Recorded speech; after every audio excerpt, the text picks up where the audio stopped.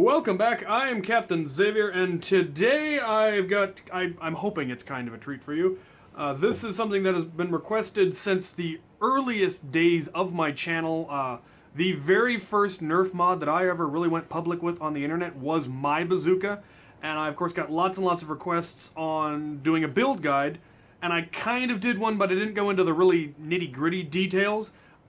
It was requested, and I started doing one when I started to do this build, and then this build got tabled for way too long, and I feel kind of bad about that, but I'm finally finished with it, and I just need to get the final go-ahead from the customer to ship it.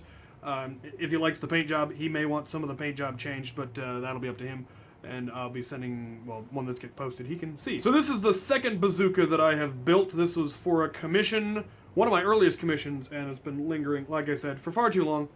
It's got a couple changes cosmetically, but functionally it's mostly the same. We'll go into the actual differences, but let's go ahead and take it all the way apart so that you can see exactly what makes this thing tick.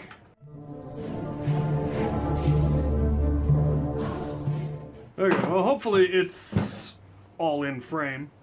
Here is, of course, the heart and soul of the bazooka. It is a Drain Blaster.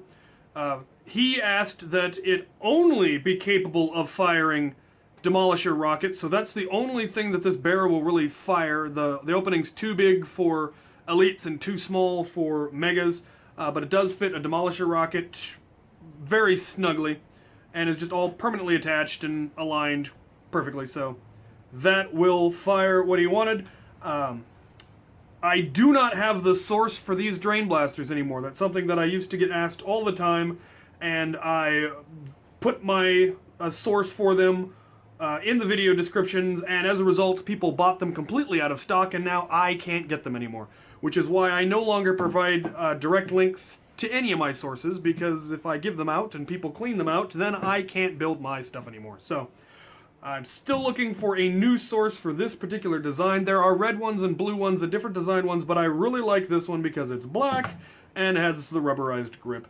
So hopefully I'll eventually find one. I assume somebody somewhere is still manufacturing them, but if you know what it is, go ahead and email that to me. Anyway, no real modifications have been made to this except for adding the barrel.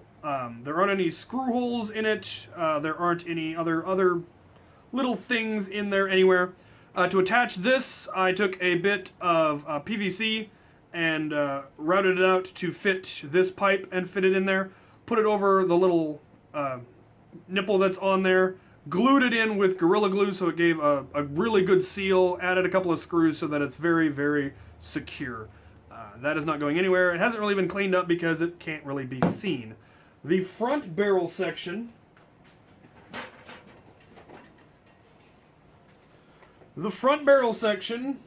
is 13.5 inches for no particular reason. That was just the length that worked well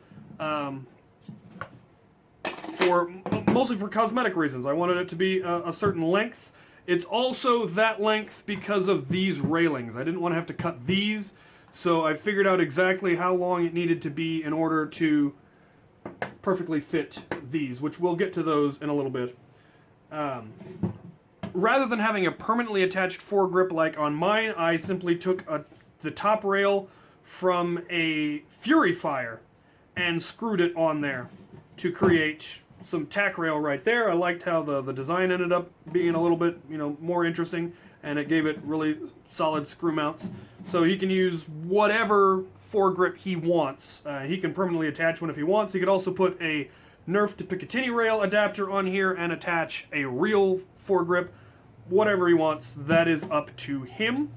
The back end has a little bit more detail to it. This is a 3-inch threaded pipe cap. So you could cap a 3-inch ABS pipe, which is what this is. It's 3-inch inside diameter. You can get it at pretty much any supply store. I get them at Home Depot usually. And I just put the cap on there and screwed it in. You could glue it in. I like screws, so I put a screw in there, and that holds it very securely. This is, of course, part of the back end of a pump from a Titan, and that is the shoulder support. And that is also just screwed on there with a couple of screws because I prefer screws because I like being able to take things apart.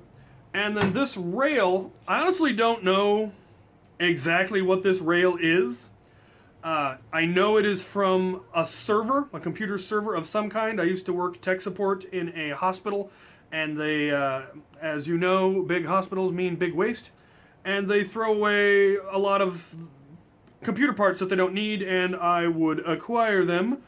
I've got enough to make a couple of bazookas. I don't know what else I could really use them for. I have used them for a couple of things, just cutting them up to get at the plastic brackets. I believe they were actually used in my wrist blasters, my wrist-mounted blasters. I ended up using these to make supports. So I really don't know where you're going to get them. I don't have a source for them, and you can't have any of mine. But they happened to be exactly what I was looking for to add a little bit of top detailing to the blaster. This one is just screwed on. It doesn't cover anything. I do need to finish putting the screws all the way back into it though. And I'm just using long standard screws. They're, you know, metal screws. And they work really well for this. The way the whole blaster is held together is with these three brackets. The only modifications you really had to make, this one, there is no modification to the pipe other than cutting it and painting it and drilling the occasional hole. The back end one, of course, had to have a notch cut out to accommodate the handle of the blaster, but that is fairly simple. I just cut it out with a handsaw and dremelled it to fit, and now it just locks on there like so. Then I made these brackets out of that same pre-drilled material that I use for the priming rods on my shotguns and my bullpup retaliator. It can be gotten also in the plumbing section. I believe it's used to make custom pipe brackets because you can bend it easily to fit around whatever pipe you want and then screw it into place. Not expensive. You can cut it with a hacksaw. It works lovely. So I cut a couple of them. Two of them had to be painted to match the blaster. One of them is hid by the rail, so it doesn't matter. And then it's simply screwed into place, again using screws. The length of screws that I'm using on this side didn't need to be shortened because they're not going into anything. On the other side, I had to cut them a little bit shorter using bolt cutters so that they didn't go all the way through the plastic and into the tank, which would be bad.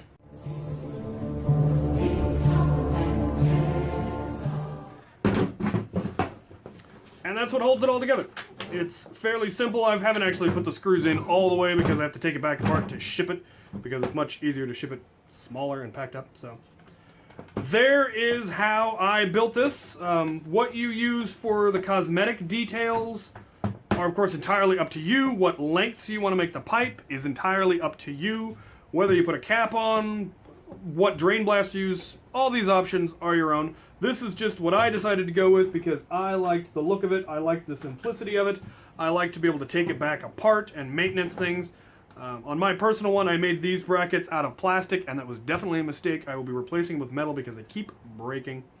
Whatever you do for the shoulder stock, whether you want a shoulder stock, foregrip, all of those are purely cosmetic details, and you can do whatever you want. You can make it fire whatever you want. Mine, of course, is threaded, so it can take any of Eyer's attachments. But what I intended it for and what I use it the most for is, of course, to fire rockets, because it's a bazooka, it should fire rockets. As I said, this is a very old commission. I am not taking new commissions yet. I've almost finished my backlog of some of my oldest commissions that have been lingering forever, and I feel really bad about.